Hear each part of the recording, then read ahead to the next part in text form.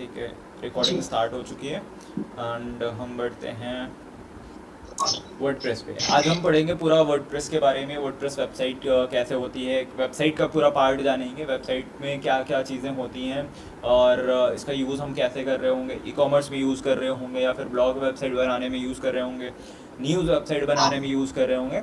इन सारी वेबसाइट मतलब कहाँ कहाँ कैसे कैसे होता है, सारी चीज़ें जानेंगे और किस तरह की वेबसाइट होती है, वेब एप्लीकेशन क्या होता है, site title, site icon, SEO कैसे कहाँ होता है, इन सब के बारे में जस्ट थ्योरी पार्ट जानेंगे आज। ठीक है, और कल हम वर्डप्रेस के सीएमएस पे यानी कंटेंट मैनेजमेंट सिस्टम पे जाके देखेंगे कि कैसे क्या होता है।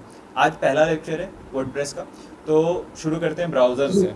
ठीक है, ब्राउज़र जैसे क्रोम, मोजिल्ला, फायरफॉक्स, मैं कुछ कुछ इंटरनेट पे डाल के दिखा देता हूँ। जैसे चैट जीपीटी डालता हूँ पहले तो। चैट जीपीटी ब्राउज़र नहीं है, मैं दिखा देता हूँ। ब्राउज़र्स लिस्ट, ठीक है, यहाँ पे डाल देता हूँ ब्राउज़र्स।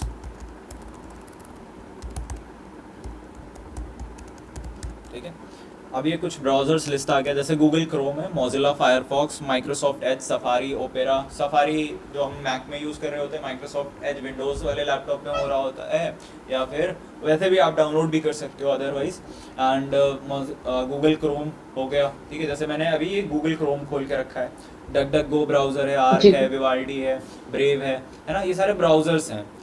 और देखो मोबाइल में जो चलते हैं, opera mini, UC browser, Samsung internet, है ना, मोबाइल में चल रहा होता है। ठीक है, ब्राउज़र इंजन्स भी होते हैं, जैसे क्रोम, एज, ओपेरा, ब्रेव, ये सब ब्राउज़र इंजन है और इस टाइप की चीज़ें हैं। ठीक है, अभी जैसे आप यहाँ पे न्यू टैब ओपन करें, यहाँ पे देखो ब्राउज़र का सिंबल आ रहा है ना, ये ब्राउज़र किसका है, क्रोम का है।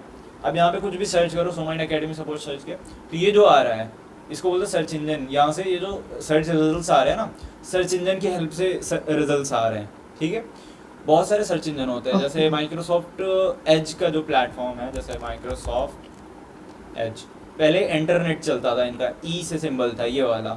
ठीक है, अब ये माइक्रोसॉफ्ट एज हो चुका है, इसका सिंबल इस तरह से है ना। तो इनका माइक्रोसॉफ्ट का ब्राउज़र का जो सर्च इंजन है वो क्या है, बिंग है।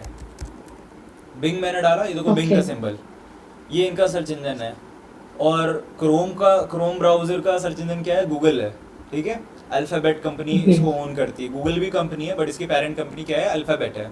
ठीक है, और मैं कुछ और सर्च इंजन दिखा देता हूँ। जैसे इस ब्राउज़र पे मुझे सर्च इंजन चेंज करना है, तो मैं क्या करूँगा, सेटिंग्स पे जाऊँगा, क्रोम ब्राउज़र पे सर्च इंजन दूसरा यूज़ करना है मुझे, है ना, गूगल का यूज़ नहीं करना है।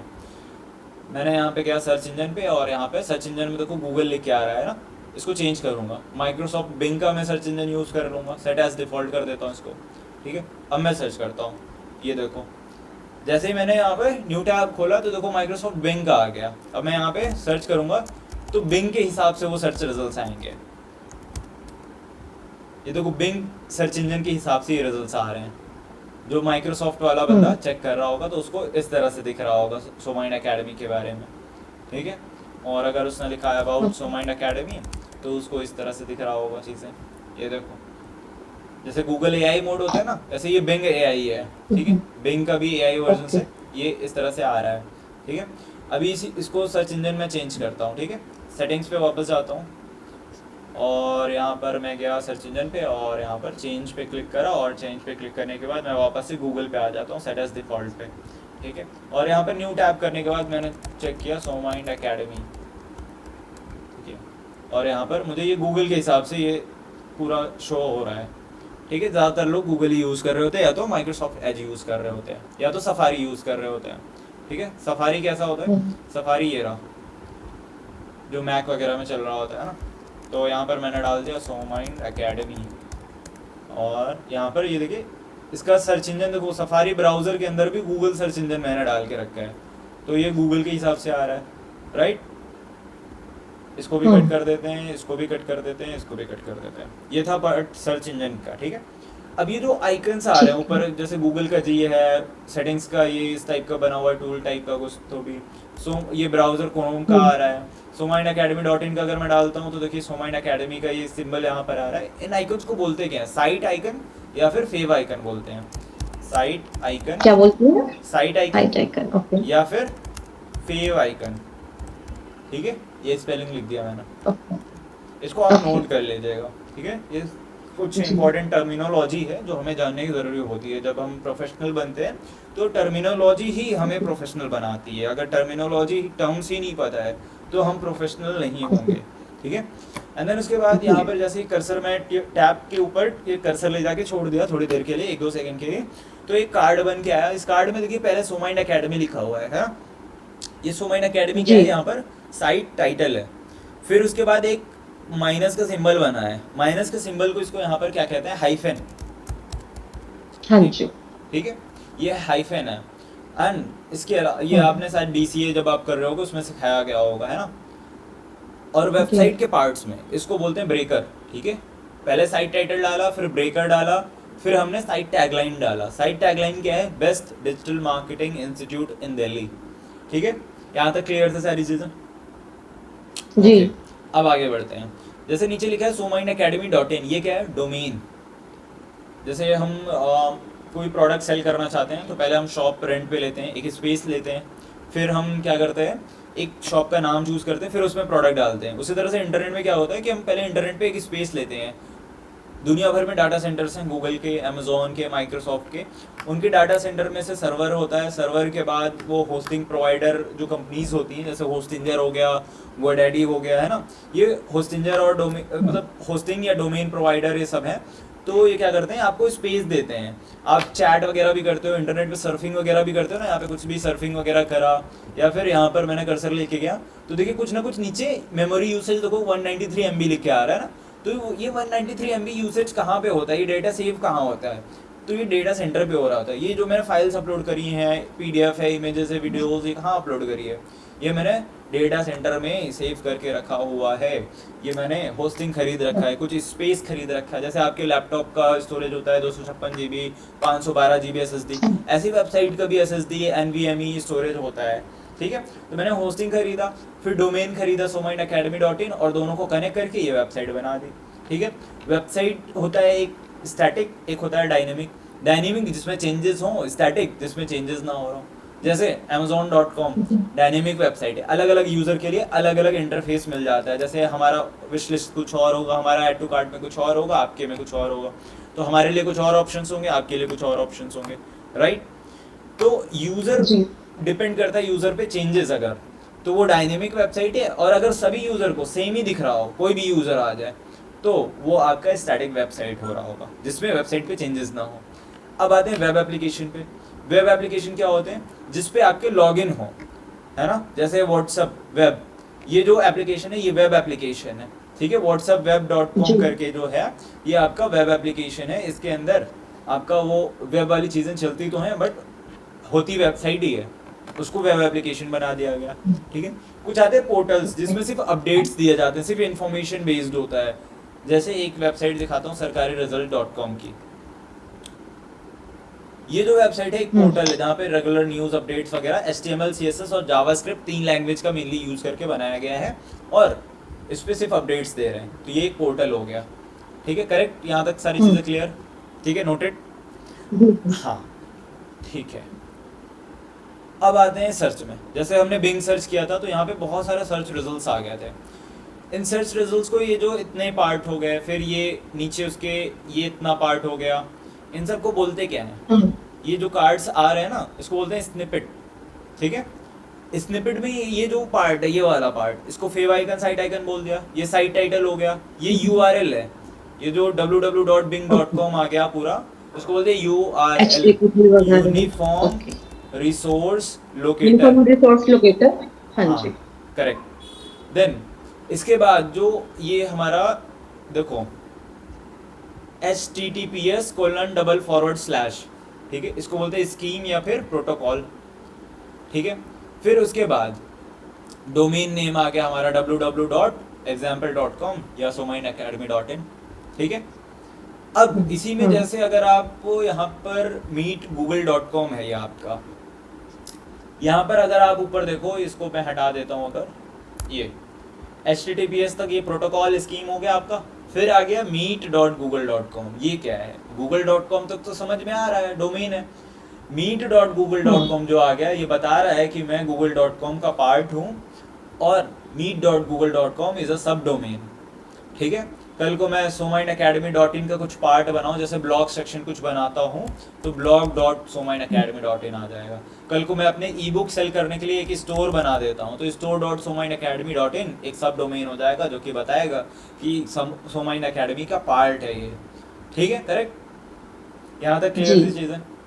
अब ये जो वेबसाइट जो मैंने ये दिखा रहा हूँ आपको, ये बार बार दिखा रहा हूँ, ये क्या है? एक वर्डप्रेस वेबसाइट है, कंप्लीट वर्डप्रेस पे वेबसाइट बनी हुई ये वेबसाइट है। इस तरह की वेबसाइट आप भी डिज़ाइन कर सकते हैं, बिल्कुल हाईटेक वेबसाइट बिना कोडिंग के, एलिमेंटर प्लगइन का यूज़ करके।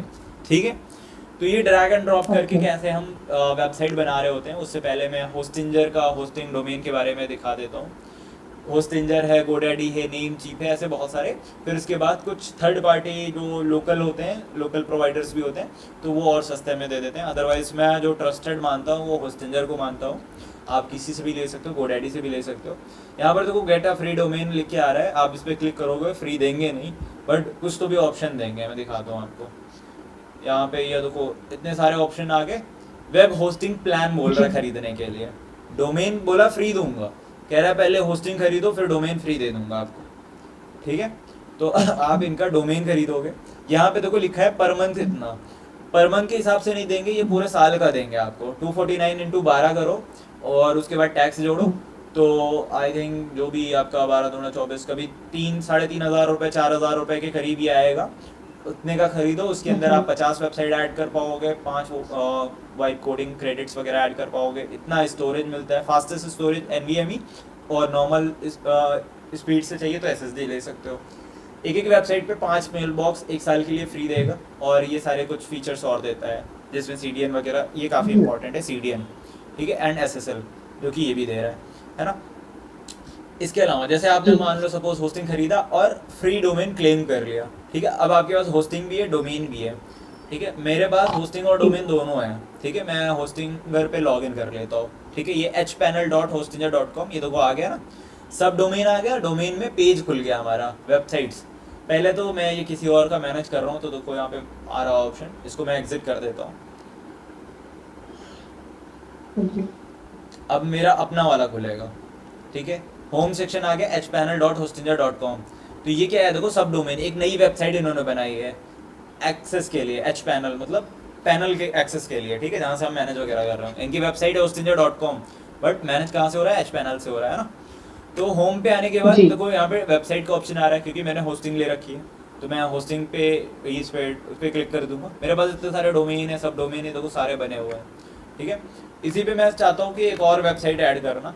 मैंने जो डोमेन खरीदा है उसी को वेबसाइट में कन्वर्ट करना है। सपोज मैंने एक वेबसाइट खरीदा है और उसको मैं वर्डप्रेस CMS पे बनाना चाह रहा हूँ, तो मैं देखो यहाँ से वर्डप्रेस क्लिक करूँगा, यहाँ से ऐड वेबसाइट पे क्लिक करके मैंने एक लिया प्रतिभा e-commerce.in। ठीक है, अगर मैंने इसको ले लिया, परचेस कर लिया, तो यहाँ पर आ जाएगा कनेक्ट करने का। अगर नहीं लिया है तो देखो इस तरह से ऑप्शन आएगा खरीदने के लिए। तो देखो मुझे पहले साल के लिए 1 रुपये का दे रहा है, दूसरे साल के लिए 899, तीसरे साल के लिए 899, टोटल कितने? 1800 रुपये, फिर टैक्स वैक्स मिला के 2200 2000 रुपये पड़ जाएगा। ठीक है, अब मैंने ऑलरेडी डोमेन खरीद रखा है कुछ, तो भी खबरें विद्यार्थी लाइव, सोमाइंड स्टोर, है ना, ये मैंने डोमेन कुछ खरीद रखा है। ठीक है, हाँ इस पे आ जाता हूँ। देखो domain connected to site already हो रखा है। अब मैं चाहता हूँ मैं एक सब डोमेन क्रिएट करना, जो कि मैं फ्री ऑफ कॉस्ट क्रिएट कर सकता हूँ, support.somainstore.in। ठीक है, अगर आपको होस्टिंग चाहिए, मतलब जैसे ये होस्टिंग दे रहे हैं 3-4 हज़ार रुपये की, 2000 की भी है ना। बेस्ट होस्टिंग चाहिए 1 साल के लिए, तो मैं आपको होस्टिंग अपने पास अटैच कर दूंगा। जैसे मैंने आपको बताया मेरे पास होस्टिंग है, इसी में मैं आपका डोमेन अटैच कर दूंगा। 1000 रुपीज़ चार्ज रहेगा, तो आप वो पे करके अटैच करा सकते हो। ठीक है, पहली चीज़।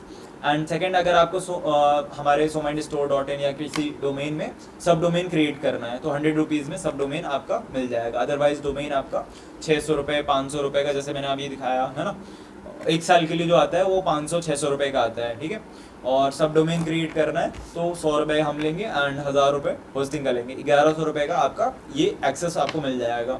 ठीक है, अगर आपको चाहिए होगा आप मुझे बता दीजिएगा। ठीक है, सो अभी आते हैं इस पर support.somainstore.in। ये मैंने इस पर क्लिक करा, support.somainstore.in, इस पर मैंने क्लिक करा नेक्स्ट।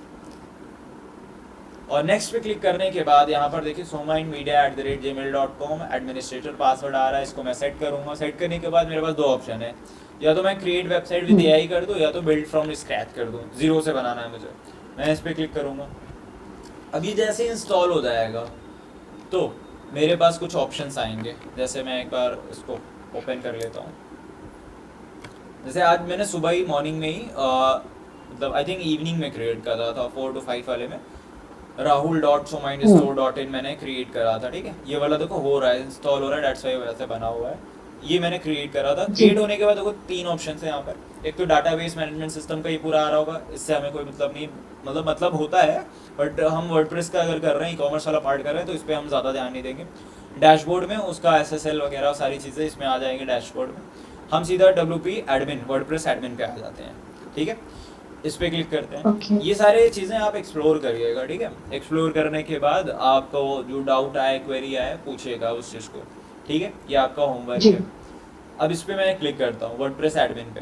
तो जैसे ये डाउनलोड होने के बाद जब ये जाता है जहाँ पर, वो मैं अभी दिखा दे रहा हूँ क्योंकि ये वाला ऑलरेडी डाउनलोड हो चुका है। ठीक है, इंस्टॉल हो चुका है इसमें। तो मैं ये सीधा rahul.somainstore.in इस पे आ जाता हूँ। और नेट थोड़ा सा स्लो चल रहा है, डेट्स वाई ये थोड़ा सा सर्कल सर्कल सर्कल हो रहा है।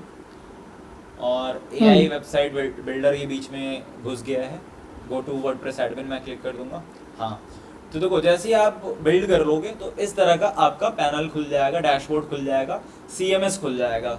CMS कंटेंट मैनेजमेंट सिस्टम, जहाँ से आप CRUD ऑपरेशंस करते हो, क्रिएट, रीड, अपलोड, डिलीट, है ना, जो भी हम वेबसाइट में जो भी दिखाते हैं, ये जो वेबसाइट पे दिख रही चीज़ें, वो सारी चीज़ें हम यहाँ पे इस डैशबोर्ड से कर रहे होते हैं।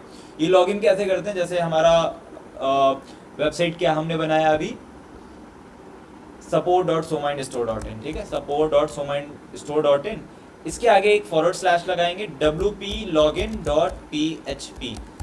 जब भी हमें लॉगिन करना होगा इस पे क्लिक करेंगे और इस तरह से पैनल खुल जाएगा। कोई भी वेबसाइट अगर वर्डप्रेस पे बनी है तो इस तरह से लॉगिन का खुलता है, और यहाँ पे हम ID पासवर्ड डालते हैं और लॉगिन करके इस वाले पैनल पे आ जाते हैं। यहीं से हम पोस्ट कर रहे होते हैं, मीडिया फाइल अपलोड कर रहे होते हैं, पेज बना रहे होते हैं, प्लगइन्स अपलोड कर रहे होते हैं, सेटिंग कर रहे होते हैं, SEO कर रहे होते हैं, सारी चीज़ें यहीं पे कर रहे होते हैं। आई होप आज का आपको सारी क्लास समझ में आई होगी। कल हम इस पे डिटेल पे पढ़ेंगे कि वर्डप्रेस में क्या क्या करना होता है, कैसे होता है। आज वेबसाइट का कनेक्शन वगैरह मैंने आपको बता दिया कि वेबसाइट कैसे कनेक्ट करना है, होस्टिंग कैसे कनेक्ट करना है, डोमेन कहाँ से मिलता है, किन किन को क्या क्या कहते हैं, ये सारी चीज़ें क्लियर कर दी हैं। कोई भी डाउट हो, कोई भी क्वेरी हो, ज़रूर पूछिए। हाँ जी सर, मुझे ना ये पूछना है, जैसे ये जो डोमेन है आप बता रहे हो, है ना, तो ये हमको परचेज करना पड़ता है ना? हाँ ऑब्वियसली, जैसे मैंने ये डोमेन्स ले रखे हैं ना, जैसे personalitysetu.in, smlarche.com, ये परचेज करा है हमने। हर साल रिन्यू भी कराना होता है। जैसे हमने एक साल पहले ये साल 500-600 रुपए के ले लिया, फिर अगले साल हमें 800-900 रुपए जो दिखा रहा था ना, 899 रुपए, वो हमें परचेज करना होता है। और .com वाला 1300-1400 रुपए का पड़ता है। फिर हमें होस्टिंग भी रिन्यू कराना होता है। होस्टिंग भी हमारा जो, जैसे देखो यहाँ पे लिख के आ रहा है ना, 21 नवंबर को हमारा प्लान एक्सपायर हो रहा है, तो 21 नवंबर को हमें इसको पैसे देने पड़ेंगे। ठीक है, ओके, हाँ ठीक है। तो तो इसका काम वैसे क्या होता है, मेन डोमेन मेनली का? क्या होता है, ये हमें स्पेस देता है। होस्टिंग क्या देता है, स्पेस देता है। डाटा सेंटर जैसे गूगल, माइक्रोसॉफ्ट है ना, ऐसे ही डाटा सेंटर्स जी। होते हैं। तो होस्टिंग प्रोवाइडर क्या करता है कि उस डाटा सेंटर में हमें थोड़ा सा स्पेस दे देता है कि हमारा भी डाटा वहाँ सेव हो जाए। और डोमेन नेम क्या होता है, ये जो डोमेन नेम होता है कि ताकि एक ऐसा .in .com नेम जो किसी और का ना हो, उस लिंक से, जैसे URL, यूनिफॉर्म रिसोर्स लोकेटर, इस लिंक पर क्लिक करके आपकी वेबसाइट पे आए, है ना। तो वो तो किसी एक का ही हो सकता है ना, तो वो हमें परचेज करना पड़ता है कि भाई ये मेरा हो गया, अब कोई और उस लिंक से ना क्रिएट कर पाए, राइट। ओके ओके, हाँ, ठीक अभी है। सेम इंस्टाग्राम वगैरह पे अगर आप जाते हो तो instagram.com ये वेब एप्लीकेशन क्या करता है, आपको पेजेस क्रिएट करने का ऑप्शन देता है। जैसे आप यहाँ पे / डालो, खबरें विद्यार्थी डालो, तो ये एक पेज क्रिएट हुआ है खबरें विद्यार्थी का। जैसे हमने एक personalitysetu.in करके ये एक एजुकेशनल वेबसाइट है, इसके अंदर हमने एक पेज क्रिएट करा बायो नाम से। ये देखो, ये बायो नाम से एक पेज क्रिएट हो गया, है ना। इसी तरह से instagram.com में ये पेज क्रिएटेड है ना। जैसे सोमाइन अकेडमी में इसके आगे जैसे / लगाया, मैंने लिखा कॉन्टैक्ट, ठीक है। और एक सेकेंड, इस पे कॉन्टैक्ट अस है आई थिंक, ओके, यहाँ पे स्टोर वाला खुला पड़ा है ना, somainacademy.in कॉन्टैक्ट। देखो somainacademy.in कॉन्टैक्ट, ठीक है, इसको मैंने क्लिक करा तो देखो कॉन्टैक्ट पेज ओपन हो गया ये, है ना। तो ये सारे पेजेस हैं। आई ओके। होप यहाँ तक ये सारी चीज़ें क्लियर हैं। कोई डाउट, कोई क्वेरी? नो सर, अभी एक बारी प्रैक्टिकल करूंगी ना फिर पता लगेगा। ठीक है, okay, thank you so much. कोई डाउट हो टेक्स्ट वगैरह कर सकते हो, और बाकी नेक्स्ट क्लास में हम डिस्कस कर लेंगे। कैनवा वाला भी कल ही करते हैं, ठीक है, क्योंकि आज ही ऑलरेडी लेट हो गया बहुत, है ना। तब ओके तक सर, और 2-3 थैंक यू पोस्ट सर। और क्रिएट कर लीजिएगा आप, ठीक है। जी sir. Okay, thank okay, you. Thank you sir.